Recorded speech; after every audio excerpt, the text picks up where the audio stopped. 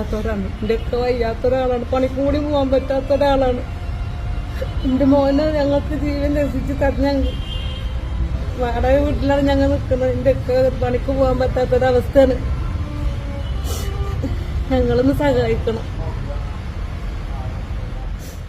നമസ്കാരം, ഞാൻ സാജൻ കച്ചേരിയാണ്.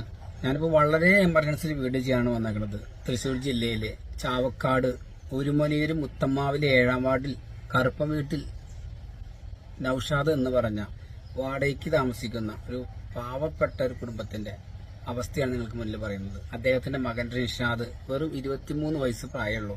2 ദിവസം മുന്നേ ബൈക്ക് ആക്സിഡന്റിൽ അതീവ ഗുരുതരാവസ്ഥയിൽ ലൈറ്റ് ഹോസ്പിറ്റലിലെ വെന്റിലേറ്ററിലാണ്. ഇപ്പോൾ ഒരു സർജറി കഴിഞ്ഞു. റിൻഷാദിന്റെ